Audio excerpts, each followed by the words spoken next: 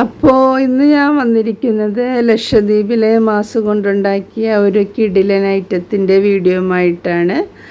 അപ്പോൾ അതെങ്ങനെ ഉണ്ടാക്കണമെന്ന് നോക്കാം. അതിന് വേണ്ടിയിട്ട് മാസ് നന്നായിട്ട് കഴുകി വെള്ളത്തിലിട്ട് കുതിർത്തിയെടുക്കണ്ടേ. അപ്പോൾ ഇതെങ്ങനെയൊക്കെ കുതിർത്തിയെടുക്കണമെന്നുള്ള വീഡിയോ നേരത്തെ ഞാൻ ഇട്ടിട്ടുണ്ട്. അതിൻ്റെ ലിങ്ക് ഞാൻ ഡിസ്ക്രിപ്ഷൻ ബോക്സിൽ കൊടുക്കാം കേട്ടോ. അപ്പോൾ അത് അച്ചാറുണ്ടാക്കിയ വീഡിയോ ആണ്. അപ്പോൾ അതിൽ ഇതിനെക്കുറിച്ചൊക്കെ ഞാൻ ഡീറ്റെയിൽ ആയിട്ട് പറഞ്ഞിട്ടുണ്ട്. അപ്പോൾ ഇത് ഒരു ഇത്തിരി വലിയ പീസായിട്ട് ഞാൻ നുറുക്കിയെടുത്തിട്ടുണ്ട്. അന്ന് അച്ചാറിട്ട വീഡിയോ ആണ് ഇട്ടത്. അപ്പോൾ ഇതൊരു ചെറിയൊരു ഫ്രൈ പോലെയാണ് ഉണ്ടാക്കിയെടുക്കുന്നത്. അപ്പോൾ നമുക്ക് മാസം ഉണ്ടെങ്കിൽ നമ്മുടെ ഇഷ്ടത്തിനനുസരിച്ച് എന്ത് വേണമെങ്കിലും ഉണ്ടാക്കാം കേട്ടോ. അപ്പോൾ ഞാനതിലേക്ക് മുളക് പൊടി, ഉപ്പ്, വിനാഗിരിയൊക്കെ ഇട്ടിട്ട് നന്നായിട്ട് മിക്സ് ചെയ്തെടുക്കുകയാണ്. അപ്പോൾ ഇത് ഓൾറെഡി നേരത്തെ വേവിച്ച് സാധനമായതുകൊണ്ട് നമുക്ക് ഇങ്ങനെ കഴിക്കാനും നല്ല ടേസ്റ്റാണ് കേട്ടോ. ഉപ്പും വിനാഗിരിയൊക്കെ ചേർത്ത് കഴിയുമ്പോൾ നല്ല ടേസ്റ്റാണ്. അപ്പോൾ ഞാനിത് ചെറിയൊരു ഫ്രൈ പോലെ ആക്കിയെടുക്കുകയാണ്.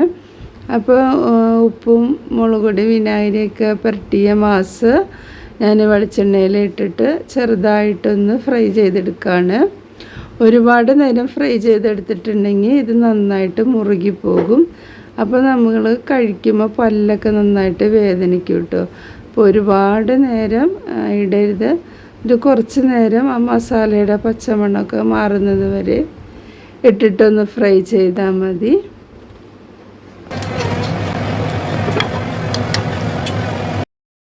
ഞാൻ ആദ്യത്തെ ഒരു ട്രിപ്പ് ഫ്രൈ ചെയ്തെടുത്തു. ഇപ്പോൾ രണ്ടാമത്തതും ഇട്ട് കൊടുക്കുകയാണ്. ഇപ്പോൾ ഒരുപാട് വെളിച്ചെണ്ണ ഒന്നും വേണ്ട, ജസ്റ്റ് ഒന്ന് വാടി കിട്ടിയാൽ മതി. അപ്പോൾ ഞാൻ രണ്ടാമത്തെ ട്രിപ്പും ഇട്ട് കൊടുത്തിട്ടുണ്ട്. അവിടെ ഇത്രയും വെളിച്ചെണ്ണയിലിട്ടാണ് ഇതൊന്ന് ഫ്രൈ ചെയ്തെടുക്കുന്നത്. ഇനി നമുക്ക് ഇതിങ്ങനെ വെറുതെ കഴിക്കാം.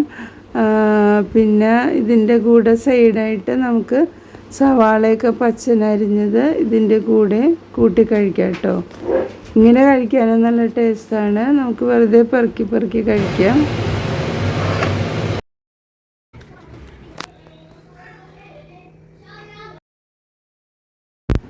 അല്ലെങ്കിൽ വെളിച്ചെണ്ണയിലേക്ക് കുറച്ച് സവാള ഇട്ടിട്ട് ഒന്ന് വാട്ടി ഇട്ടിട്ട് അതിൻ്റെ കൂടെ മിക്സ് ചെയ്തിട്ട് കഴിക്കാം. സവാളയിലേക്ക് കുറച്ച് മുളക് പൊടി, മഞ്ഞൾപ്പൊടി, പിന്നെ മസാലപ്പൊടി ഇടാൻ ഇഷ്ടമുണ്ടെങ്കിൽ അതെല്ലാം ഇട്ടിട്ട് നന്നായിട്ടൊന്ന് മുരിപ്പിച്ചെടുത്തിട്ട് ഇതിൻ്റെ കൂടെ മിക്സ് ചെയ്ത് കഴിക്കാനും നല്ല ടേസ്റ്റാണ് കേട്ടോ. അപ്പോൾ ഞാൻ കുറച്ച് സവാളയൊക്കെ നന്നായിട്ട് വാട്ടിയെടുത്തിട്ടുണ്ട്.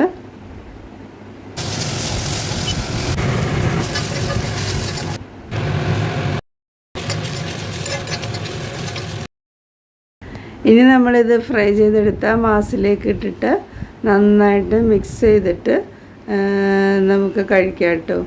അപ്പോൾ ചോറിൻ്റെ കൂടെ, ചപ്പാത്തി, പുട്ട് ഇതിൻ്റെ കൂടെ കഴിക്കാൻ നല്ല ടേസ്റ്റാണ്, നല്ലൊരു കോമ്പിനേഷനാണ്. അപ്പോൾ മാസമൊക്കെ ഞാൻ ആരുടെയെങ്കിലും വീട്ടിലിരിപ്പുണ്ടെങ്കിൽ ഇതെങ്ങനെ വയ്ക്കാൻ അറിയാൻ പാടെങ്കിൽ ഇതേപോലെ ഒന്ന് ട്രൈ ചെയ്ത് നോക്കൂ കേട്ടോ.